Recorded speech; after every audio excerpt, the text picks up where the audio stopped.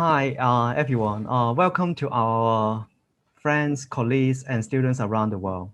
This is Kakin Chuk, the Annette and Hugh Grad Postdoctoral Fellow in Transnational Asian Studies at the Child Center for Asian Study at Rice University. And I will be your faculty host for the webinar today. First of all, I would like to take this chance to thank the Child Foundation for sponsoring the Transnational Asia Speaker Series. And I would also like to thank the faculty members, staff, and students at the Child Center for Asian Studies and the Department of Transnational Asian Studies. All of them have generously helped me to make this event happen.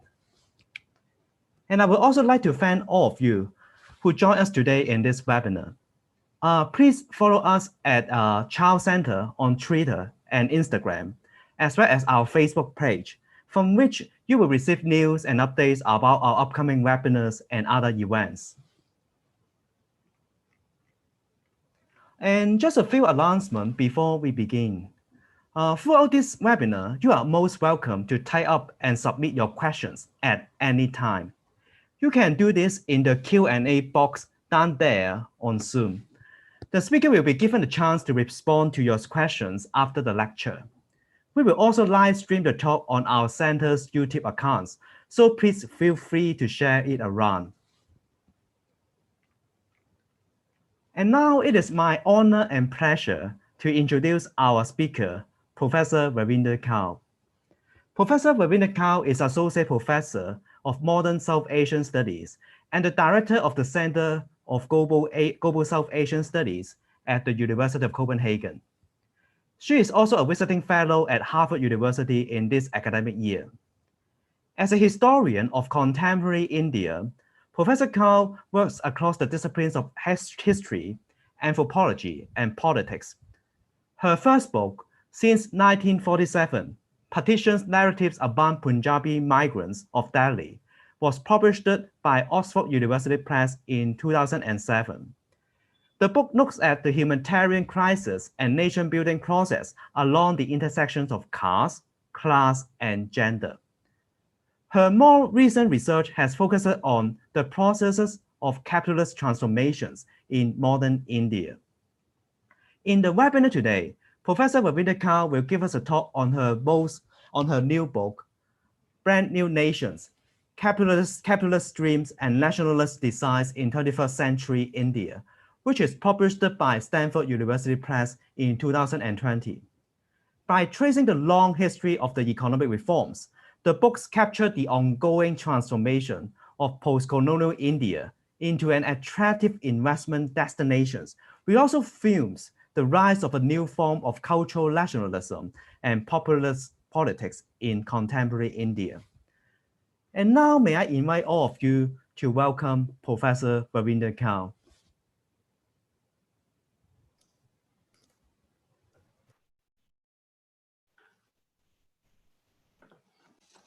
Hello, everyone, and thank you so much, first of all, to Kakinchuk, and of course, the Rice University Chow Center.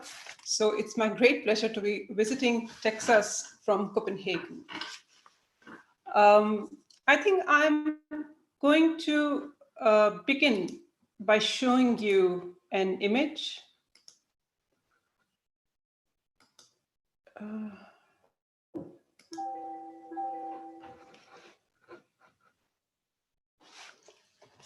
So I'll begin with this image from the colorful catalog of Brand India.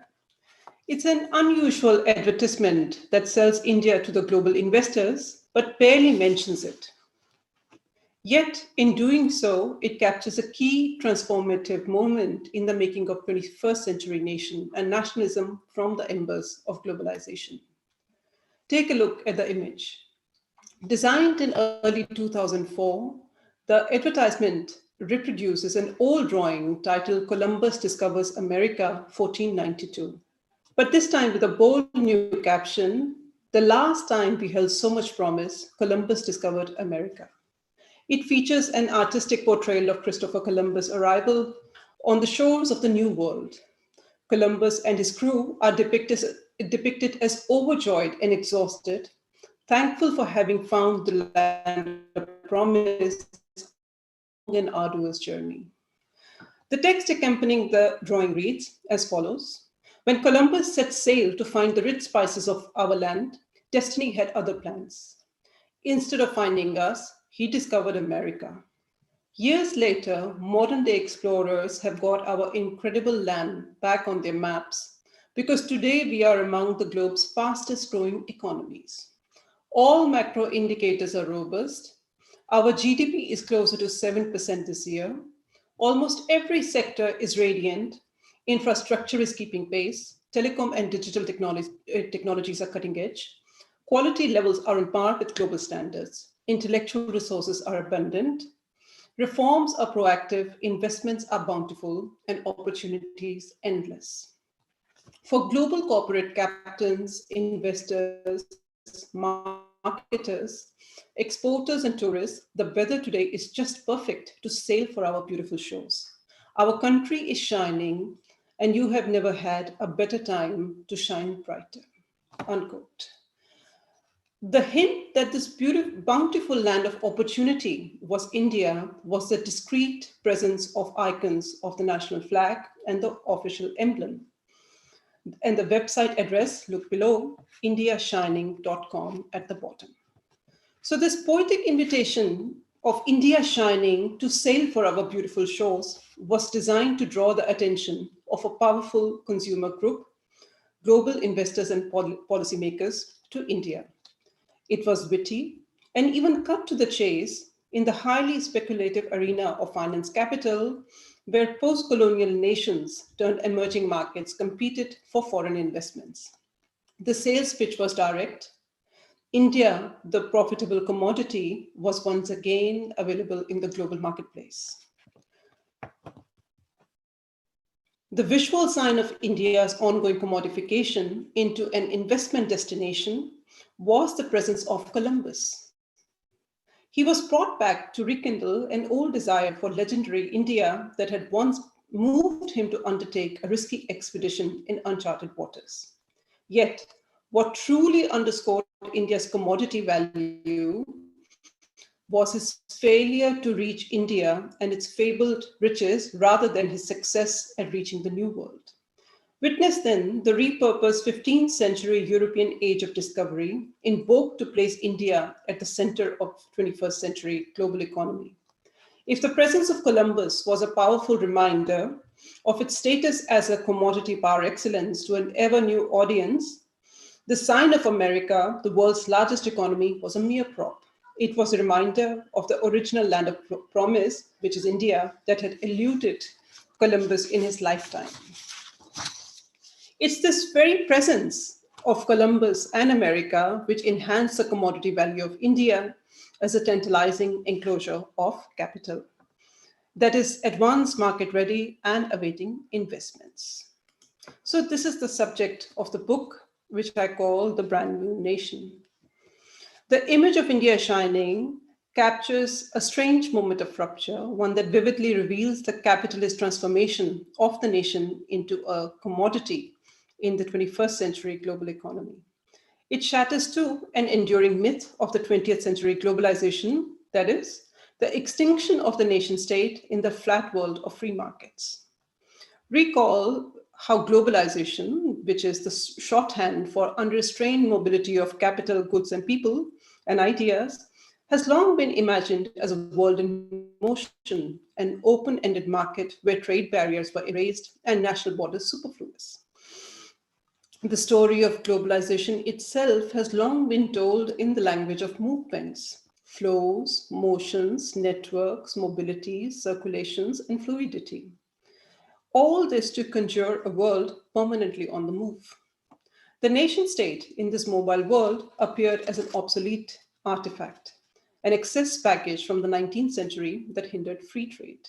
Yet, what the India shining imagery discloses is something mostly overlooked in the euphoria of globalization, which is that the nation state had not only defied the predictions of its end, it was undergoing a spectacular makeover to become a capitalist growth story in the global economy. So to put it simply, The 21st century nation and nationalism is not a counterforce against free market globalization. The nation state itself has become an enclosure for capital in the shadow of globalization, and its lifeblood, the dream birth of capitalist growth stories and the majoritarian quest of recovering a mythical golden past. This phenomena becomes especially apparent in the old third world, which at the turn of the millennium was reimagined as a frontier or emerging future market in the capitalist geography. The turning point was the 1990s triumph of liberalism in Euro-America that energized the contentious project of neoliberal reforms in the global south. With the counterweight of communism gone, the script of liberal economic reforms was pitched as the only viable future for the developing world. The post-colonial and post-communist nations were encouraged to make structural adjustments and open up their markets to foreign capital investments. Now, this magical formula not only promised economic prosperity to the post-colony, but also a chance to fulfill its destiny as a great power, and indeed a seat at the high table of global politics. India was the forerunner among the post-colonial nations that cautiously embraced the liberal project of capitalist reforms, a momentous event given its sheer complexity and size in the world economy. By the early 21st century, the liberalization of the Indian economy had been dubbed as the India story, an enchanting fairy tale of millennial capitalist growth that promised good times to the citizens and profit to the investors. The idea of India shining then was more than just hyperbole invented by silver-tongued publicists. It was an accurate description of post-colonial India's transition to capitalism. So the metaphor shining alluded to India's great transformation into a brand new nation. That is, a branded enclosure for global capital made available through state-led investment programs. The magical infusion of capital is what made India shine in the theater of world economy, a magic kept alive by the gleam of profits the investors hope to generate. It entailed, too, a reimagination of the nation state as a fully capitalized income-generating asset, a move that altered both the nation and the state and the compact that held them together. The nation in this scheme was reconfigured as a vast enclosure of production, its territory a reserve of untapped natural resources, and its population a demographic dividend that produced and consumed, and its cultural essence a unique brand identity.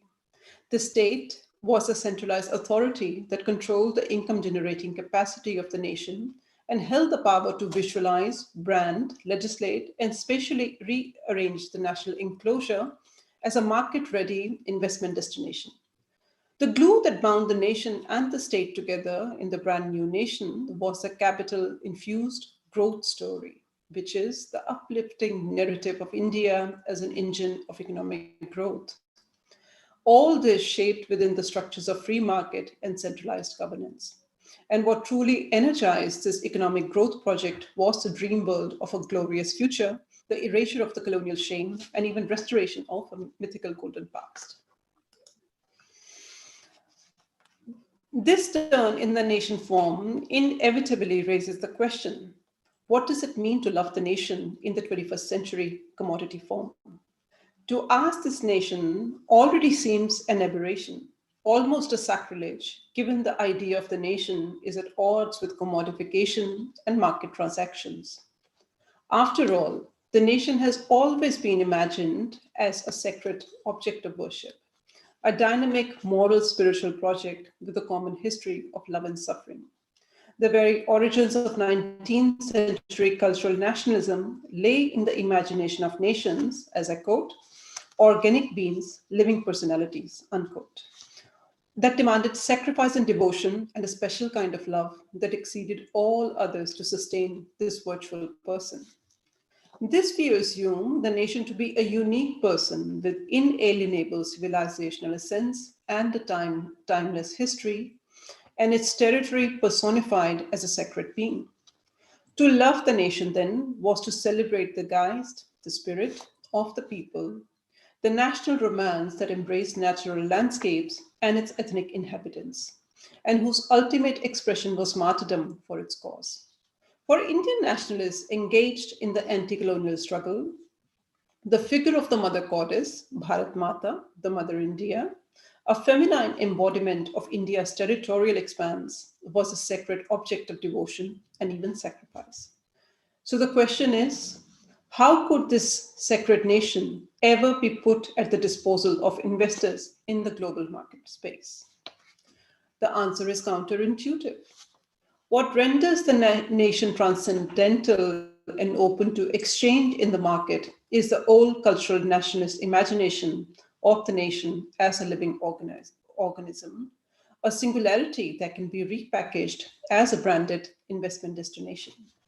If the natural landscape is reimagined as a repository of untapped natural resources, and the people as consumers and producers, the cultural identity is turned into a corporate brand identity.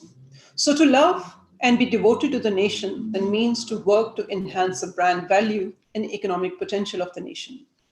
It means adding value to the nation by projecting it as a profitable, market-ready investment destination. The logic of 19th century cultural nationalism is turned upside down here.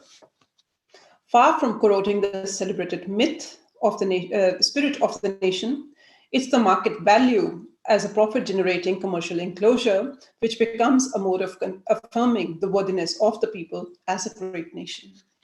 So more the brand new nation attracts and generates capital, the more it legitimizes its aura, claims of civilizational essence, identity as a chosen people, and natural ties with the landscape. The infusion of capital continually generates something that exceeds capital, the spirit or the non-extractable difference that is plowed back to generate brand capital. In short, the cultural difference distilled into a corporate brand is put to work to generate capital, and capital in return enhances the claims of cultural uniqueness. The capitalist logic of brand India has extended far beyond selling the nation to investors. It has not only distilled and legitimized the Hindu nationalist quest to create a unified cultural identity, it has rearranged too the social political landscape. The past decade or so, the brand identity has increasingly foregrounded an ancient Hindu past to fashion a unique cultural identity. So what began as a soft power push to overhaul India's image in the world in the 1990s economic reforms eventually became an instrument to strengthen the Hindu nationalist claims to represent the authentic pre-Muslim spirit of the nation. At first sight, the brand India publicity material mostly appears as a repackaging of the familiar cultural exotica, from yoga to wildlife, from colorful festivals to Ayurveda, all in global aesthetics for its consumers in India and the world.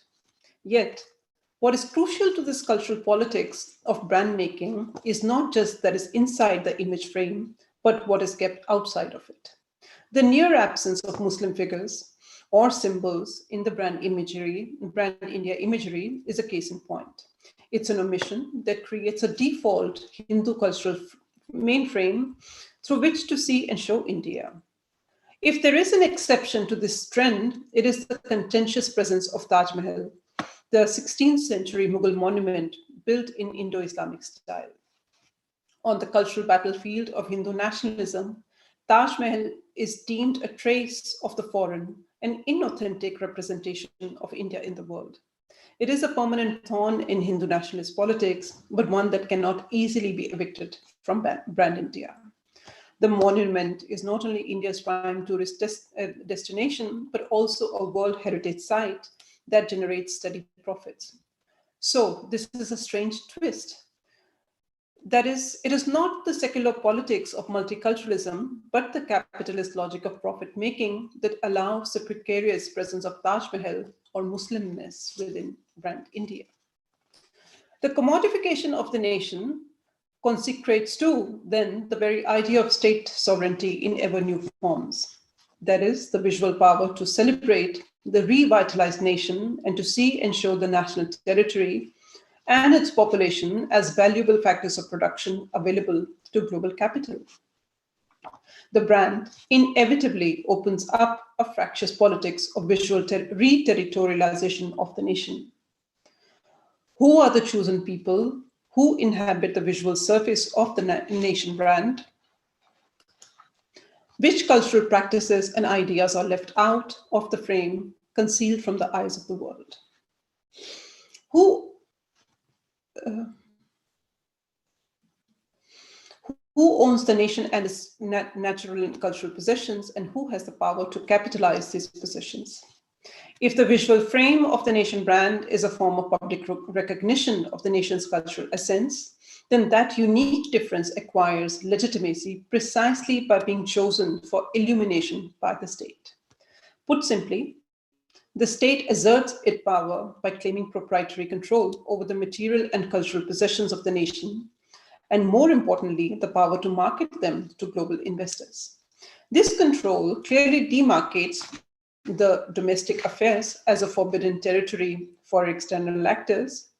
So the tacit bargain is this: the state manages and facilitates capital mobility, and in return retains the power to rearrange the domestic sphere without external interference or sanctions.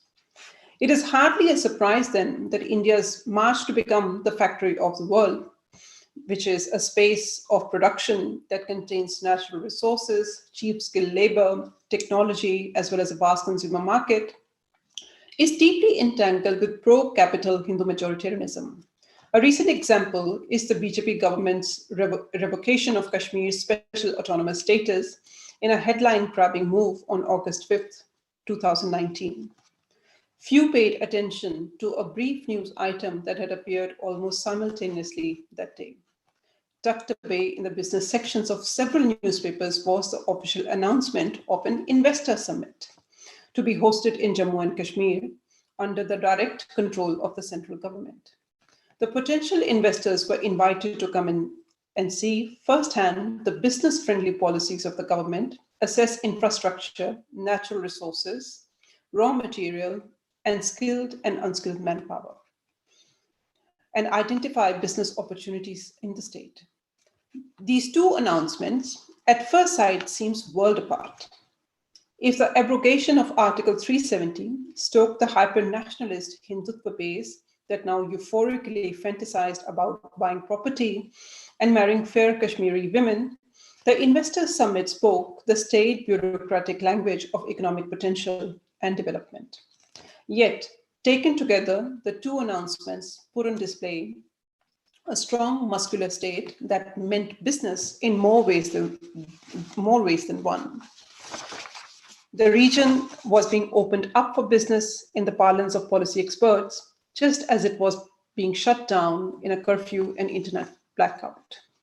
So this is the investment destination formula that has been at the heart of the 3-decade-old India story that has harnessed economic growth to the hyper-national stream of restoring its civilizational glory and the world power status.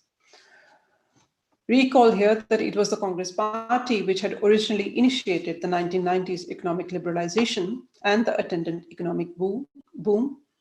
But it is Narendra Modi, the current Prime Minister, and his party BJP, which capitalized that boom to entrench Hindu nationalism at the center stage of Indian politics. This shift took place on the back of the 2014 election promise of Achhe Din, that is good time, an open-ended promise of high economic growth combined with the project of restoring Hindu civilizational past. What boosted the appeal of Modi's presidential-style electoral pitch was the endorsement from India Inc., a stakeholder that tends to root for strong men of action who can get things done with a firm hand. This dynamic was rehearsed during the revocation of Kashmir's special status. India Inc., that is the corporate form of India, had not only enthusiastically welcomed the political action, but also offered to invest in the region as a path to economic development and prosperity. So what brings together this alliance between capital and cultural nationalism is the common pursuit of economic growth, a project that calls for discipline, even obedience to the strongman leader who means business. This strongman appeal of Narendra Modi as a hyper-masculine Hindu leader is what first earned him endorsement of the captains of industry. The capital indeed has always rooted for authoritarian leaders who can not only capture resources and put them at the disposal of investors, but also ensure a permanent supply of good news to celebrate the growth story of the nation. It is on these intersections of the domains of politics, economy, and publicity that the contours of pro-capital Hindu nationalism have taken shape in the 21st century. The special kind of love for the brand new nation requires a steady channeling of positive, uplifting images of the nation in the global public sphere.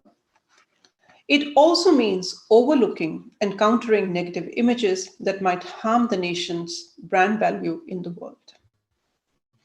This need for compulsory good news to keep optimism alive is at odds with the structures of democracy.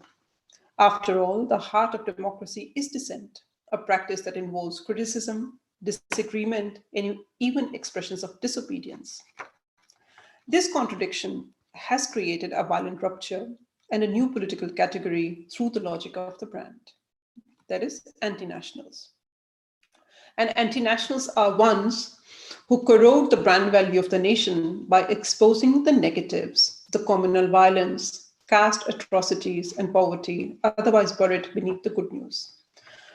So this is the strange paradox of New India that is poised between the dreams of economic growth and the social strife raging the nation, and all this at a moment when economic growth is far from certain. So the paradox is this: what keeps the project afloat is not actual economic gains or prosperity, but the promise of good times, a state of anticipation permanently without a deadline. Thank you.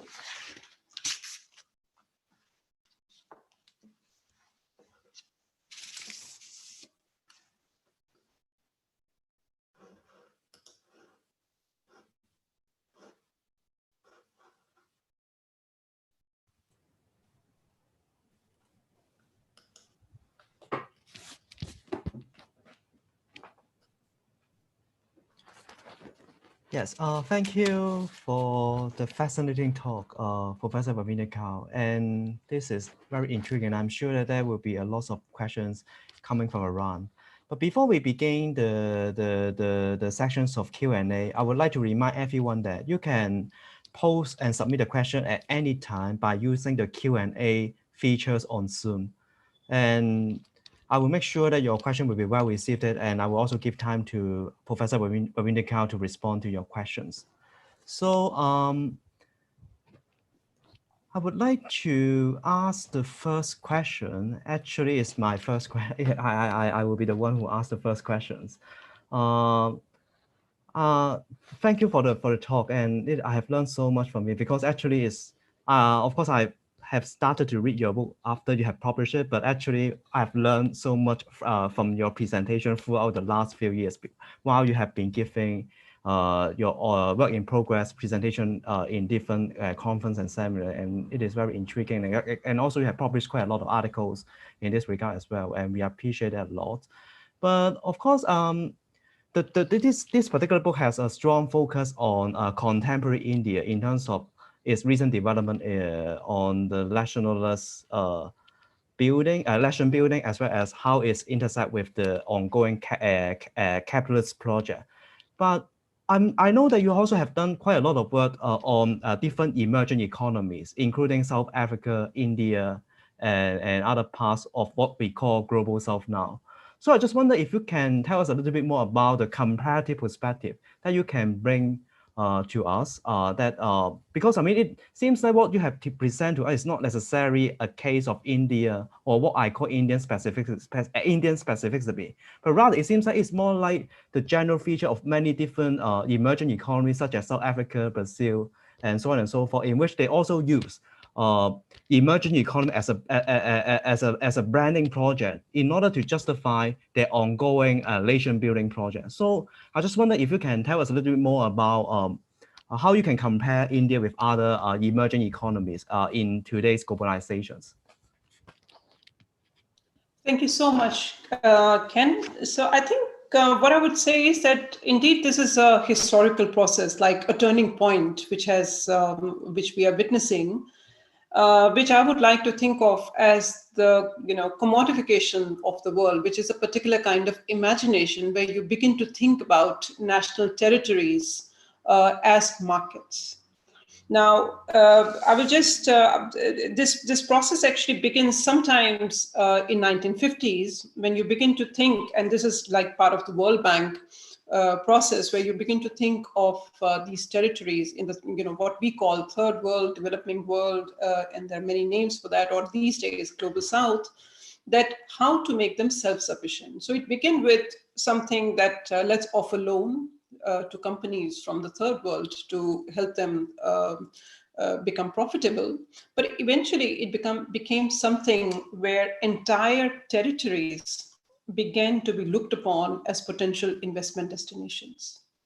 And one, of course, example of this phenomena is the idea of BRICS, which became important at the turn of the century. And BRICS, basically Brazil, Russia, India, China, and later addition of South Africa.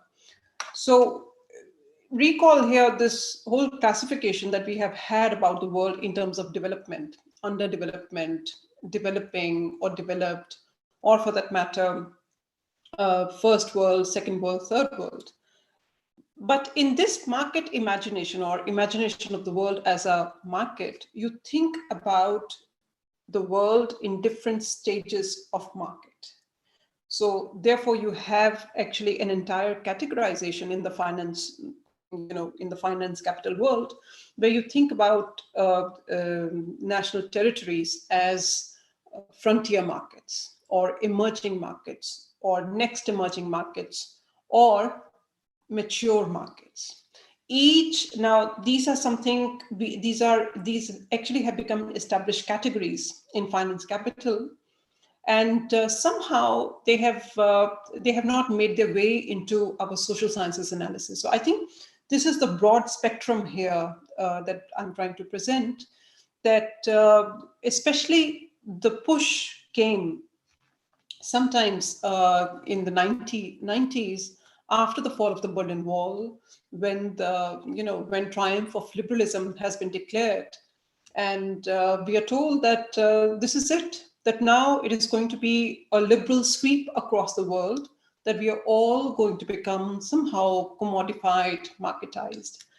At that time, a number of, one of the policy prescriptions which was developed, interestingly, by a historian who became an ad man, his name is Wally Olins, who wrote a paper where he said that nation is a corporation, nation is a company. And in many ways, what he's talking about is indeed right, that corporation simply means to bring together different components to make a virtual person. So when you think about a company or a corporation that assembles different elements together to create a virtual legal person, likewise, nation too is a corporation. So far so good. But then this becomes into the foundation, the foundational argument that why nations must be capitalized. And by capitalized, I mean income generating assets. And therefore you have this whole thinking, which becomes, by now it has become a matter of common sense, that we think about people as demographic dividend or human capital, or you think about natural resources as something which is simply waiting to be untapped. And the job of the state, of course, is to liberalize, open up.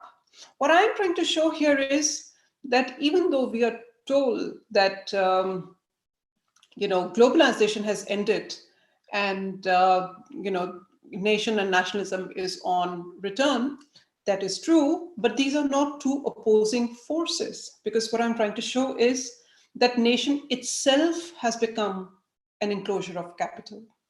And what kind of particular authoritarian politics begins to shape up? It is hardly a coincidence that you do see that there is authoritarian politics, being unleashed around the world. So the idea would be to make linkages between these historical processes of economy, politics, cultural nationalism, and the era of publicity, which allows all of these things to come together.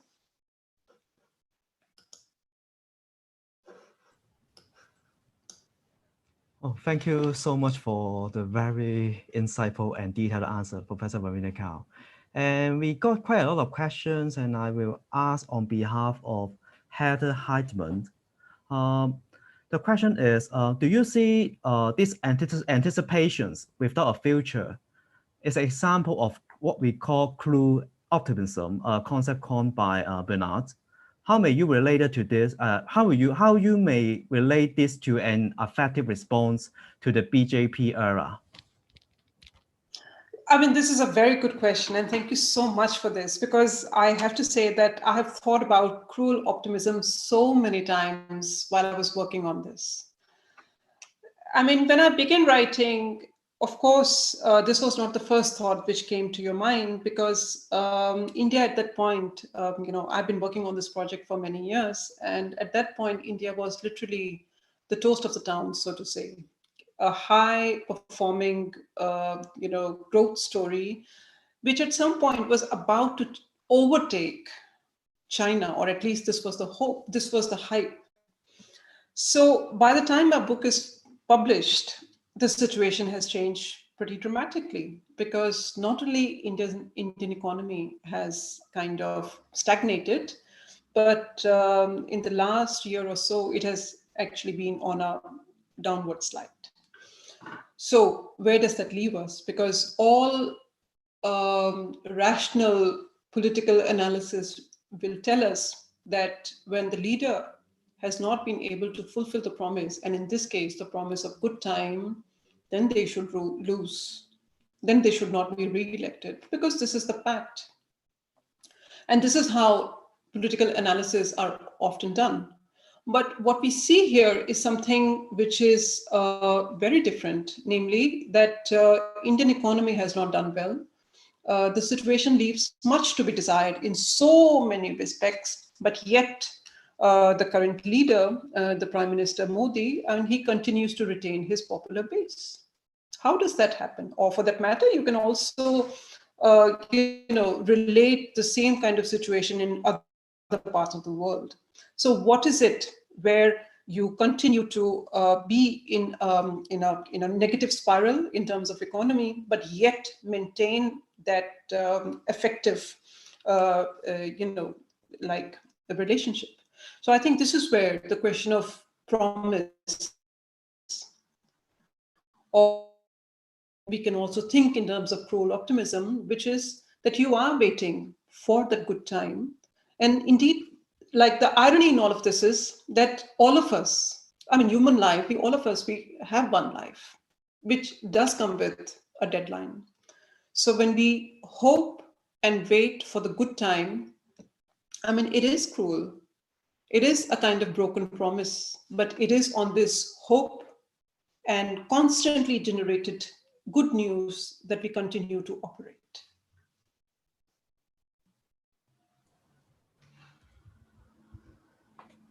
Thank you. And I got other questions from Professor Indrani Chatterjee from the UT Austin. I guess you guys are good friends, right? And the question is there a notion that can turn the old sacred object of nations that could be being turned upside down in the post-colonial era, which is after 1990s? What is the empirical status of the notion that old sacred objects were not sold or mortgaged earlier, or the connections with Swadeshi market making of the early 20th century itself? So, Ravinder, do you have any thoughts on this point and on the question itself? But thank you so much, Indrani. So happy to see you here. I mean, this is a very important question, and it is, of course, it does not work in the ways in which we have been imagining the 19th century notion of nation and nationalism. Because here it is precisely we are putting in the market something which is sacred. I think here what is important is that the whole logic of being as such in the world has changed, where your true value is realized if you monetize it, if you capitalize it. And this has happened in so many spheres of human life that in a way it is not surprising that it is happening to the whole, this sacred notion of the nation too. And of course, one can think about value in many different ways. And what makes it particularly valuable also is that it has not been commodified before. But you see, the first picture that I was showing, which is this image from India shining, actually, it is reclaiming the old commodity status of the nation as something which was lucrative and something that people, somebody like Christopher Columbus, that he undertook such a hard journey just to reach that, and he never found. So in a way, the value we can think about as something that what makes India or India's commodity status valuable is something which has long been desired but been unobtainable, at least in this particular kind of imagination. And now it is available, and we promise you that you won't even get lost on the way. Here are the coordinates. Come, sail to India and come and invest here. So I think indeed it is a different kind of logical argumentation, which is operating here.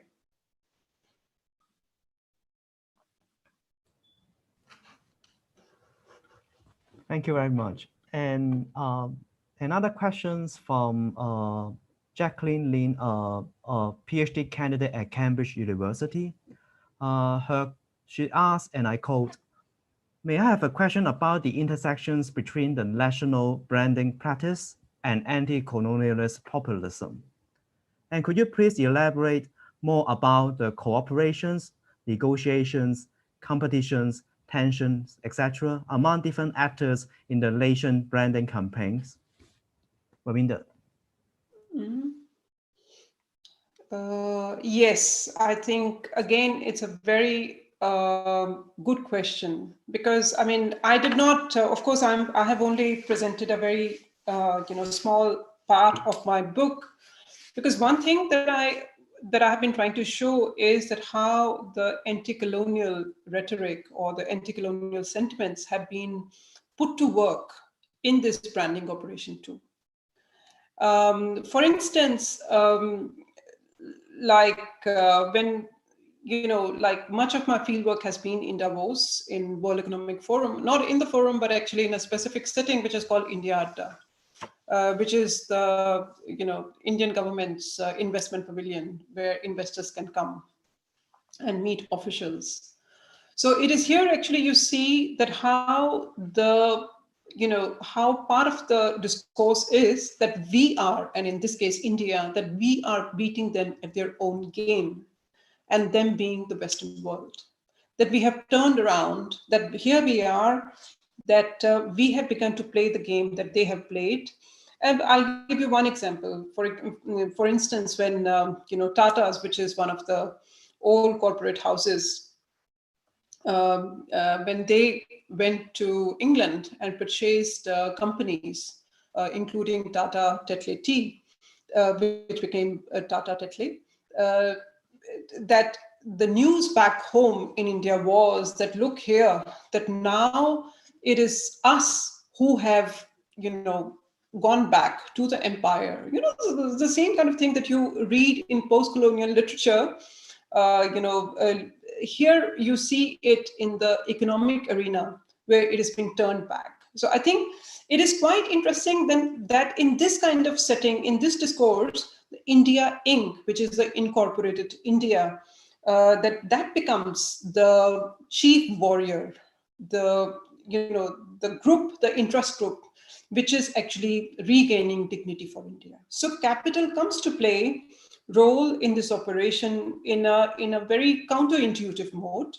And it is like for someone who has been reading post-colonial theory, and there you listen to billionaires and capitalists, and they're speaking the language of anti-colonial, speaking back to the empire. So in a way, it is quite ironic and revealing at the same time.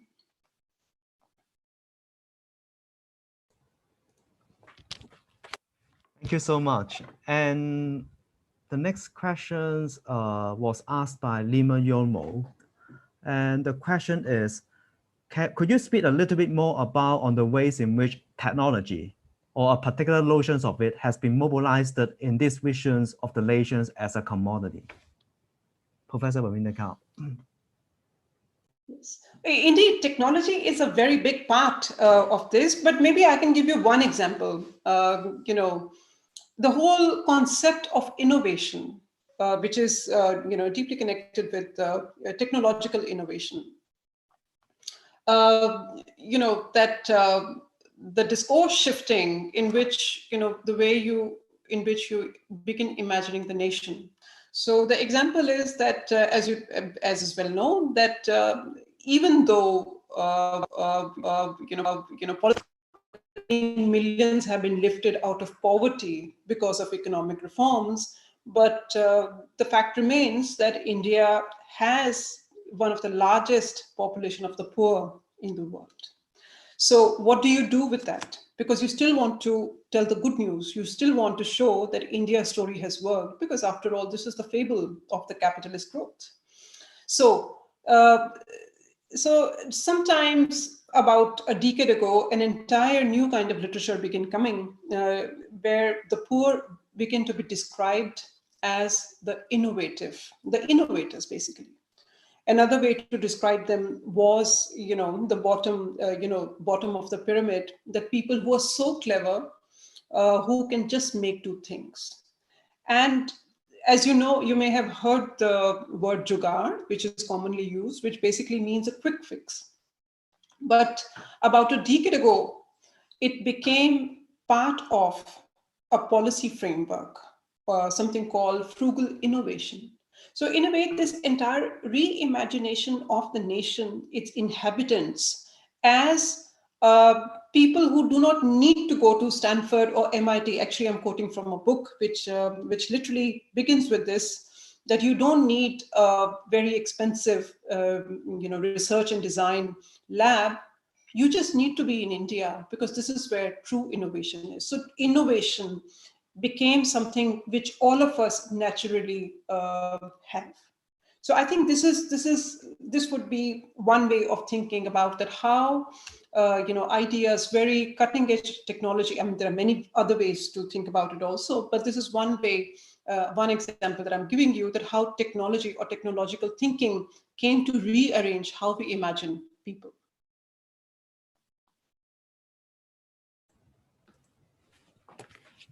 Thank you very much. And the next question was asked by Tami Janwat. Sorry for my poor pronunciations. The question is, what is the impact of Indian diaspora on the national building branding project? How does the interactions of the Indian diaspora with this idea, New India, impact the current nation building or the commodifications of the nations?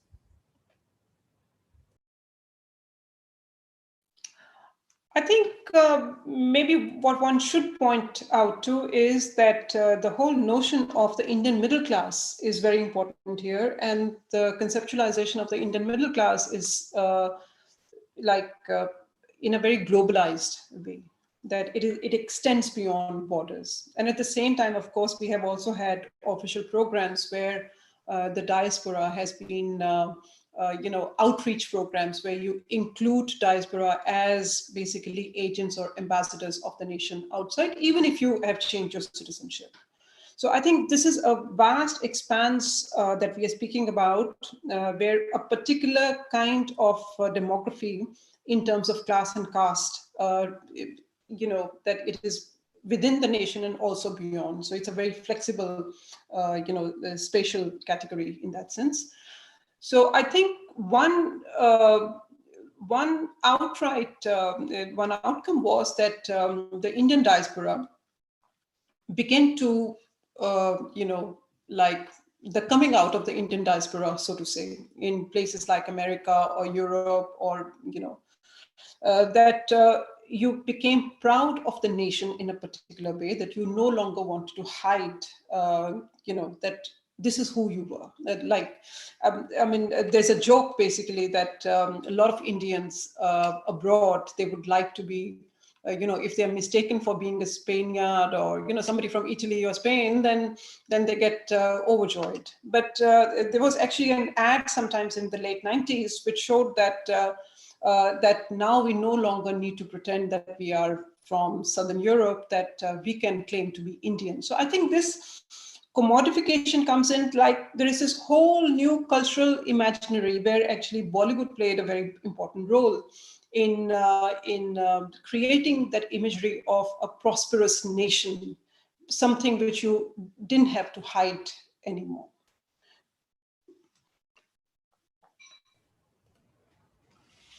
Thank you very much.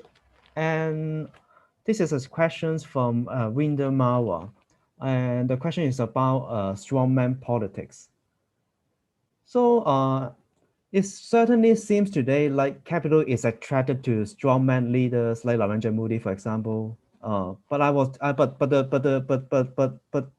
was just wondering what it may be, according to your presentations, about capital in this historical moment that create this alliance between strongman and the nation branding project in the new capitalist sense. And after all, once upon a time, democracy was the logical political result of capitalism. Do you think of this as a swing that will reverse in time? Yeah, your time.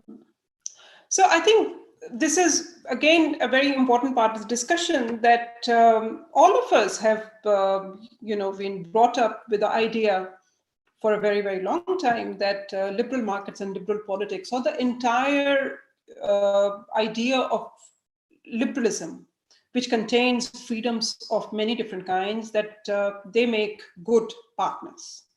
Which basically meant that, and this is not just an idea which is like a few decades old, but it has, of course, a much longer history.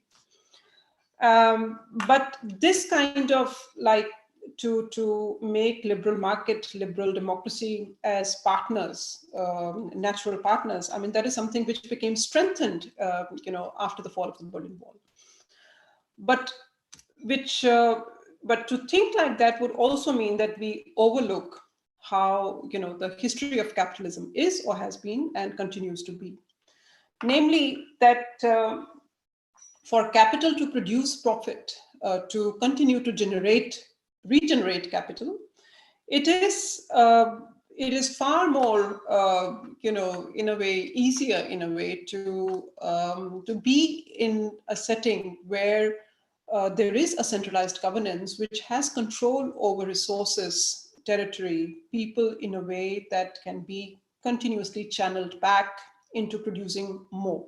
So the whole growth story actually makes a stronger bed partner, so to say, with the strongman idea. So it is actually not a surprise, that we have so many, if you look at Russia, if you look at China, even if you look at USA, I mean, this idea that we need someone who can channel the economy, and who is the right person to do that.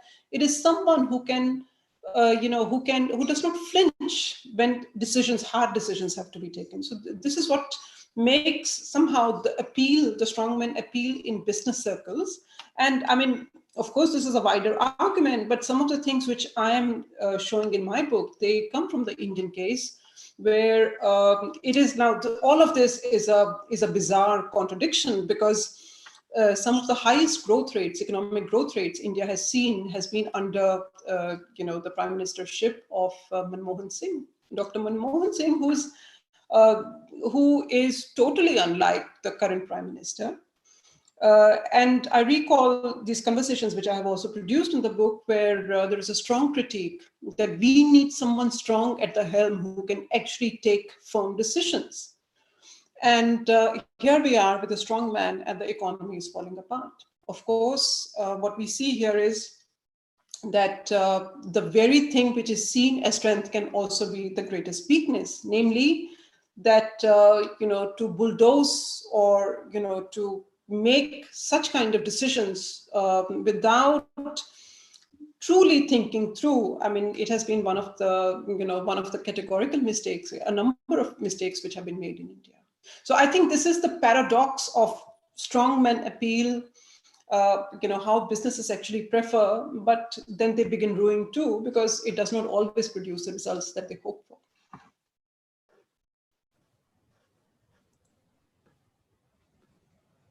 Thank you very much. And Nelson Mendoza has a question on generations. So are there differences in how younger generations in India are embracing or rejecting this fusion of India economic promise with a nationalist agenda versus the older generations? Yes, I think the answer is yes. And I think here it is the history of the reforms, or it is more than 3 decades ago that economic reforms were instituted. It was something which was done pretty reluctantly and very cautiously in early 90s. And at that time, the idea of Swadeshi, which Indrani had also mentioned, was pretty much part of the political debate at that point. But then somehow it has been steadily shifting in a different direction, namely shifting towards capitalism. And I think here I would say that some of the biggest changes came around 2003, 2004. And we must also recall that like when India actually made the nuclear test, that also was a turning point. And then there was this thing about, Y2K. I don't know if anybody recalls that India became associated with computer technology, engineers, and a firm like Infosys had come, and at that time, and you can all just see that how the news coverage in foreign media began changing about India. So I think this shift has taken place steadily, and one of the arguments that I'm making in my book is that what made the difference, or which made economic growth story a matter of pride and common sense, was surprisingly this campaign called India Shining, which in 2004 was associated or seen as a very big failure because the BJP government actually lost elections. But what that campaign, I mean, the images that I have shown you, especially the last image that I showed, which is of this woman who's playing cricket, and it is all about India is shining, and please join us in this.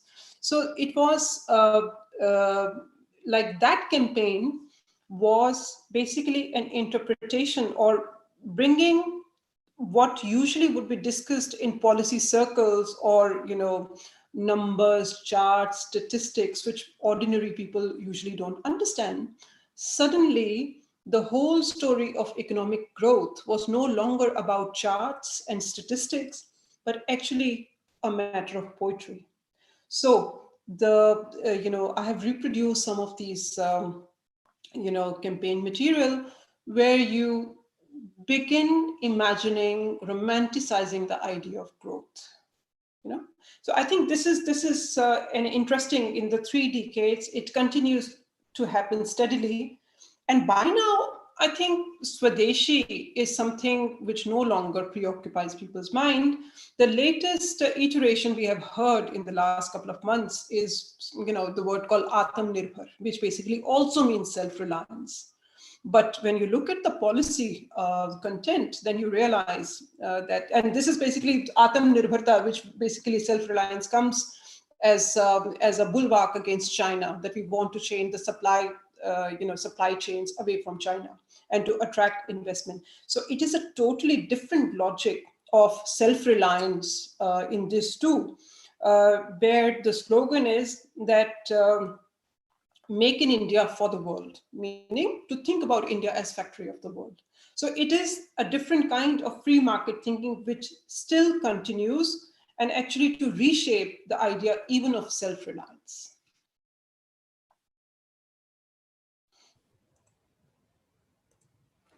Thank you very much. And I think the next question also quite related to the last question. And this question is asked by Daniel Diamond. And this is a question about the marketing of national heritage. So the marketing of national heritage is quite common in the tourism industry, which is particularly prominent in smaller countries like Sri Lanka or Nepal. India seems to stand out in this regard, but India doesn't seem to attract a lot of foreign tourists or visitors. So do you think size matters when you can discern these kind of differences among different South Asian countries? Yeah, so I think this is a very well pointed actually, because this is not just obviously not an India phenomena, but India is a very big player, and India has always been a big player, primarily because of the complexity and size of the economy, and that cannot be disregarded. But even though India has been an early mover and stands out in this whole story of nation branding, the thing is that over the last few years, it has simply become a recipe that a number of countries have adopted all across the world. So the situation in South Asia is such that Bangladesh, Nepal, Sri Lanka, Pakistan, and Pakistan in close connection with this is where China comes into this equation, where a number of investment and infrastructure projects have become part of South Asian politics. So each of these countries, South Asian neighbors, are also trying to replicate the whole model of becoming factory of the world or becoming an investment destination. So some of the new work that I'm doing, which is actually on the South Asian regional, which has a South Asian regional focus and also connections with African continent. So what you can see is that the idea that we too can do this, and this is where the infusion of capital. So if you go to Colombo, for instance, some of the big projects, I'm not sure what is happening precisely right now because some of these things have been delayed because of the pandemic now and interrupted. But Pakistan, Bangladesh, Nepal, Sri Lanka, each one is trying to replicate this story. So which basically means that South Asian politics is going to look a little bit different in future.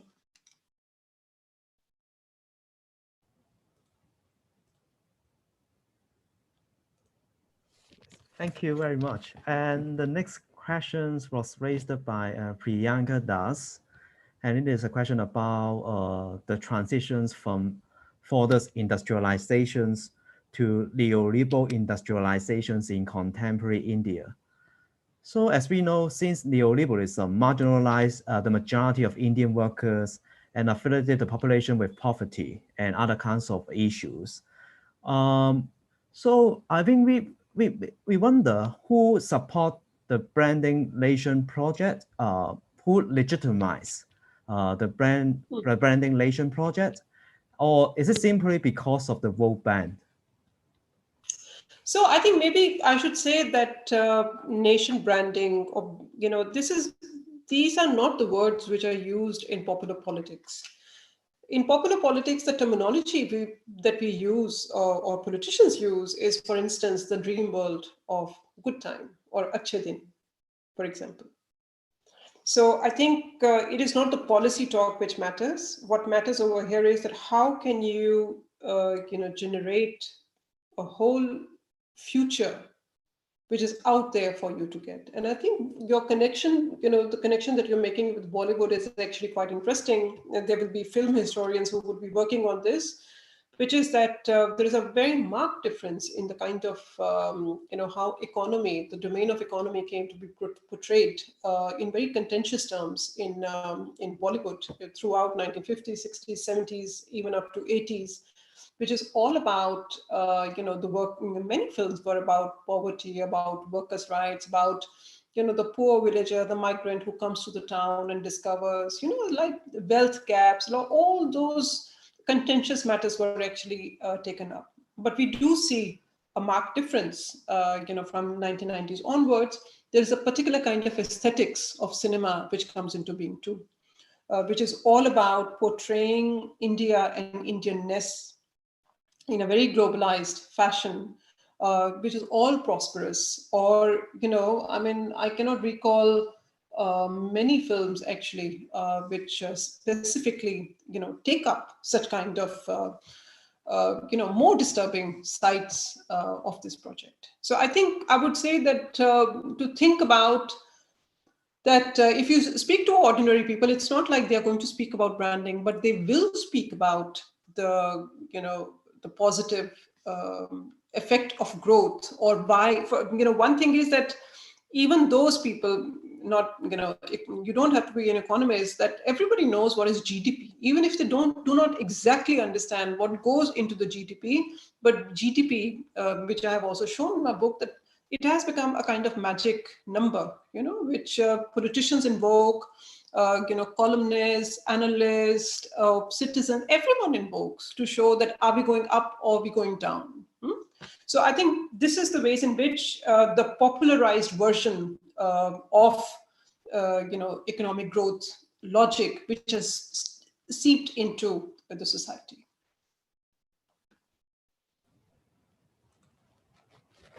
Yeah, thank you very much. And Professor Kamala Wiswaswaran here at RISE has a question for you.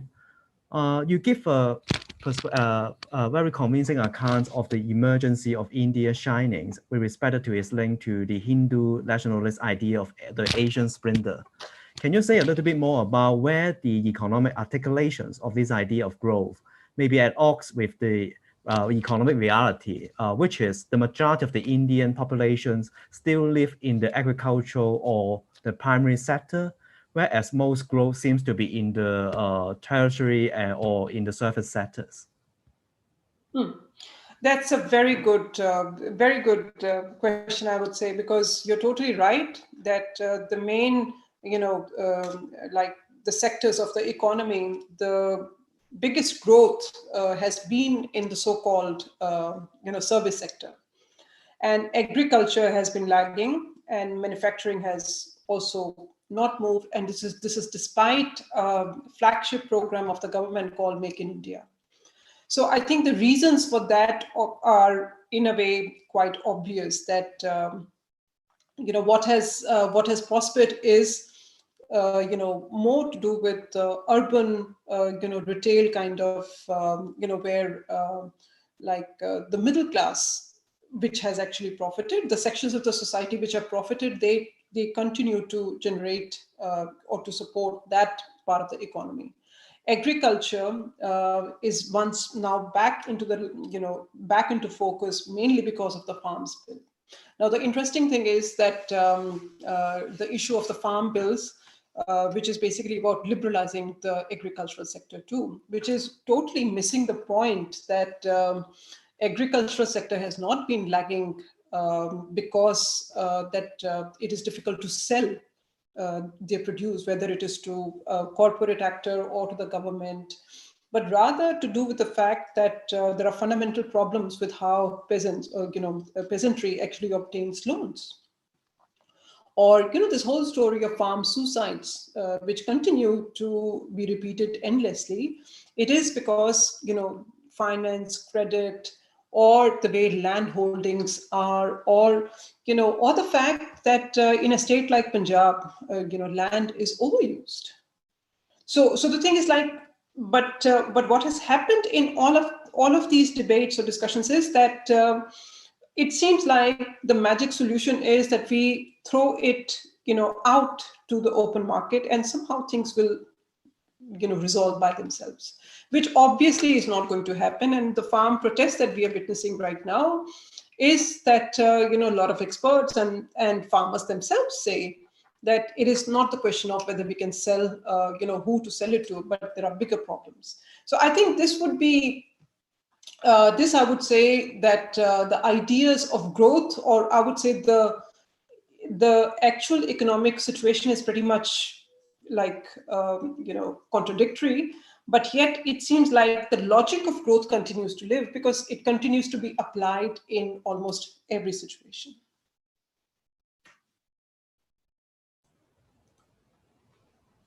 Thank you so much. And Janya Chiu has a questions on FDI, foreign direct investment. Does the Indian state treat the investment from overseas Indians and non-Indians equally, or they have preferences ethnically? Does the ethnicity of investor matter in the new imaginary of the nation? No, I would not say that. I mean, no. Of course, as an Indian citizen, you do have the option of opening up into joint ventures, or, like FDI, which is partial, right? Like that you can bring in joint investments, joint ventures. But many different sectors have been open or fully liberalized or opened up. But I think what we must mention here is that it is very recently that new kind of frameworks of FDIs have been made. For instance, one of the notices was that if the FDI comes from a neighboring state, I mean, which basically was a hint to China without naming China, that will have to be put to greater scrutiny. So I think thus far, basically the difference has been in different sectors that whether you have 100% FDI or partial, and this is where the benefit of being Indian or non-Indian came into play. But here I think we are moving into in the pandemic situation, and China, where India-China hostilities have only increased. So that is one factor, new factor, which has come in, where Chinese investments have become suspect.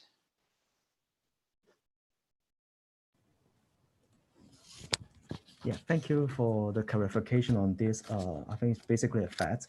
And the next question is raised by Panjo Rastogi. And the question is, as I quote, nations are referential and referentials about their past, be it Japan or US or India. Every nation at some point of time goes through the identity crisis. Economic growth is demanded for better standard of living, while identity defines who you are. Therefore, both can go hand in hand. So I guess it's more like a comment rather than a questions. I think it's exactly the things you try to present in the book. Identity politics is it will go hands in hands with the larger nationalist politics. And the next question is raised by Tajiswali Ganti.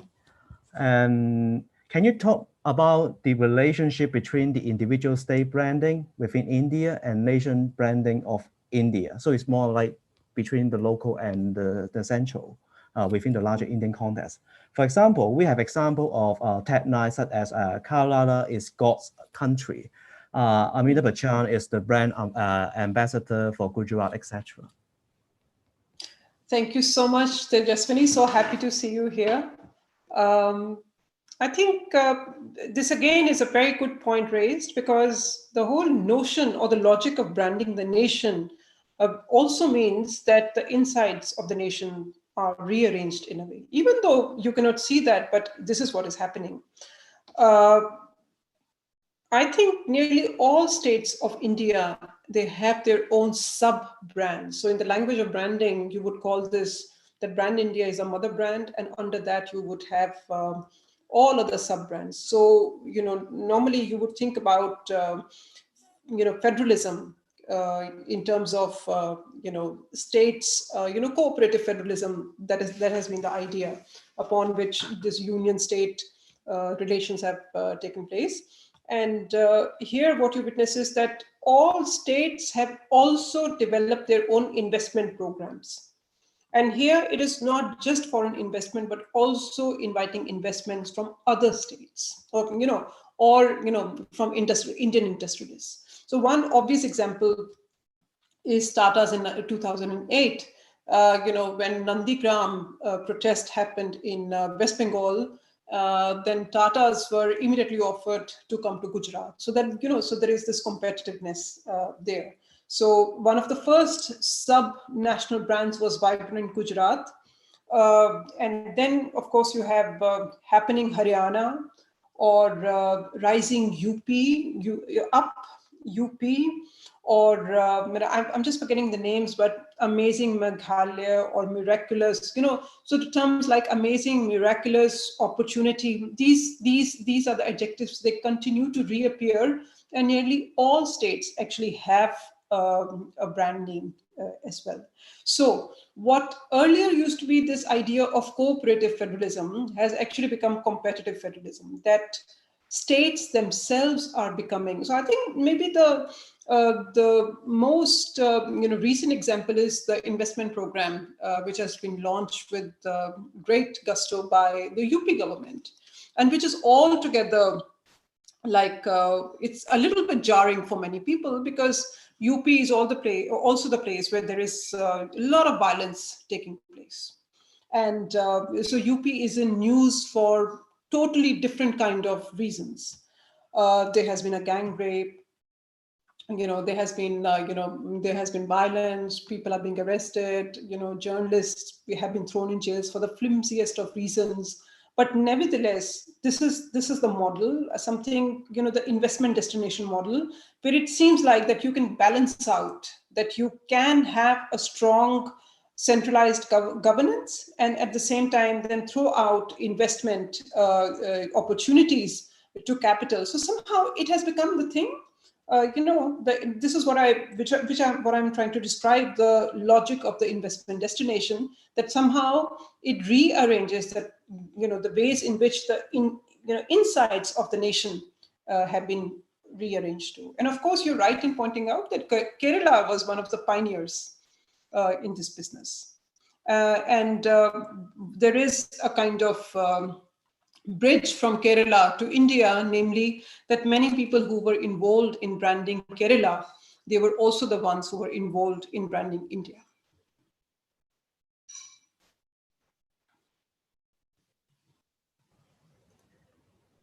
Yeah, thank you so much, Professor Ravinder Kaur. I hope that we will have more time for the Q&A discussions, but unfortunately, it is almost the time to wrap up today's webinar. So here I would like to once again thank Professor Ravinder Kaur for giving us such a fascinating presentation on her book. And I'm sure that we will find more questions and more answers by reading your book. So thank you very much, Professor Ravinder Kaur, and also thank you to all of you who joined today's webinar. And please stay tuned, and we will have more events and more webinars upcoming. And please stay tuned. And our next TASS webinar will be given by Professor Tencent Sen, a historian based in NYU Shanghai, also a very good mentor of mine, actually. So please stay tuned, and I look forward to welcome you all again in our next event. Have a nice day and have a nice weekend. Thank you very much. Thank you.